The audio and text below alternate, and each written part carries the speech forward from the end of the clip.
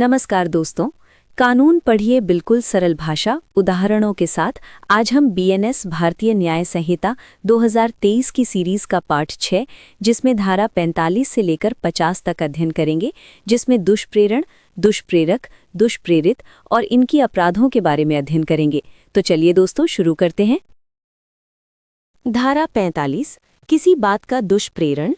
जब कोई व्यक्ति किसी को उकसाता है, षड्यंत्र रचता है या जानबूझकर मदद करता है, जैसे कोई व्यक्ति जो जानबूझकर मिथ्या निरूपण द्वारा या किसी तात्विक तथ्य जिसे प्रकट करने के लिए वो आबद्ध है, जानबूझकर छिपाने द्वारा स्वेच्छाया किसी बात का किया जाना कारित या उपाप्त करता है या कारित या उपाप्त करने का प्रयत्न करता है, ये कहा जाता है कि वह उस कृत्य का किया जाना उकसाता है। 46. दुष्प्रेरक। दुष्प्रेरक वो है जो किसी अपराध को करने का या ऐसे कार्य को करने का उकसाता है यदि वो जानता है कि ये अपराध होता, यदि उसी आशय या ज्ञान से किया जाता जो दुष्प्रेरक का है। दुष्प्रेरण अपराध है, भले ही दुष्प्रेरित कार्य किया न जाए या अपराध का प्रभाव न हो। दुष्प्रेरित व्यक्ति के आशय या ज्ञान का होना आवश्यक नहीं है।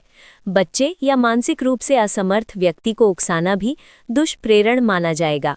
उदाहरण, यदि कोई व्यक्ति दूसरे को हत्या करने के लिए उकसाता है तो वो दुष्प्रेरक है, भले ही हत्या न हो। यदि कोई बच्चे को चोरी करने के लिए उकसाता है तो भी वो दुष्प्रेरण का दोषी है, भले ही बच्चा चोरी न करे। इस धारा का उद्देश्य अपराध की साजिश रचने वाले लोगों को भी कानून की गिरफ्त में लाना है, चाहे अपराध पूरा न हो।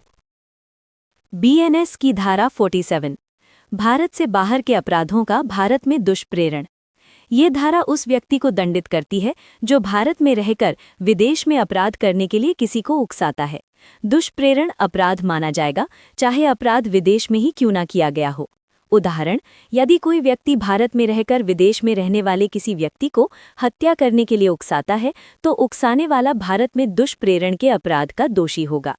इस धारा का उद्देश्य ये सुनिश्चित करना है कि भारत में रहकर विदेश में करने वाले अपराधों के लिए भी जिम्मेदार ठहराए जा सके। बीएनएस की धारा 48, भारत में अपराधों का भारत से बाहर दुष्प्रेरण।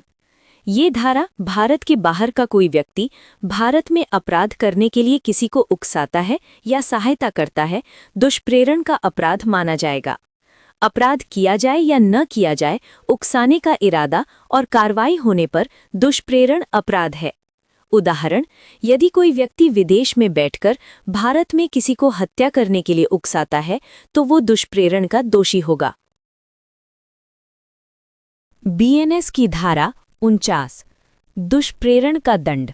यदि दुष्प्रेरित कार्य उसके परिणाम स्वरूप किया जाए और जहां की उसके दंड के लिए कोई अभिव्यक्त उपबंध नहीं है, ये धारा दुष्प्रेरण के परिणाम स्वरूप अपराध किया जाता है तो दुष्प्रेरक को उसी दंड से दंडित किया जाएगा जो अपराध करने वाले व्यक्ति को मिलता है। यदि दुष्प्रेरित कार्य दुष्प्रेरण के परिणाम स्वरूप किया गया है तो दुष्प्रेरक को अपराध करने वाले व्यक्ति के समान दंड मिलेगा। उदाहरण, यदि कोई व्यक्ति दूसरे को गलत साक्ष्य देने के लिए उकसाता है और वो व्यक्ति गलत साक्ष्य देता है तो उकसाने वाले को भी उसी दंड से दंडित किया जाएगा जो गलत साक्ष्य देने वाले को मिलता है। इस धारा का उद्देश्य ये सुनिश्चित करना है कि दुष्प्रेरण करने वाला व्यक्ति भी अपराध करने वाले व्यक्ति की तरह दंडित हो। बीएनएस की धारा 50, दुष्प्रेरण का दंड। यदि दुष्प्रेरित व्यक्ति दुष्प्रेरक के आशय से भिन्न आशय से कार्य करता है। यदि दुष्प्रेरित व्यक्ति दुष्प्रेरक के आशय से भिन्न आशय से अपराध करता है तो दुष्प्रेरक को उसी दंड से दंडित किया जाएगा जो उस अपराध के लिए उपबंधित है, जो दुष्प्रेरक के आशय से होता। उदाहरण, यदि कोई व्यक्ति दूसरे को चोरी करने के लिए उकसाता है लेकिन वो व्यक्ति चोरी के बजाय हिंसा करता है तो उकसाने वाले को भी उसी दंड से दंडित किया जाएगा जो चोरी के लिए उपबंधित है, क्योंकि उसका आशय चोरी कराने का था। इस धारा का उद्देश्य ये सुनिश्चित करना है कि दुष्प्रेरक अपने आशय के अनुसार दंडित हो, चाहे दुष्प्रेरित व्यक्ति अलग आशय से कार्य करे। अगर आपको ये जानकारी उपयोगी लगी तो लाइक करें और शेयर करें। नए अपडेट्स के लिए हमें सब्सक्राइब जरूर करें। धन्यवाद।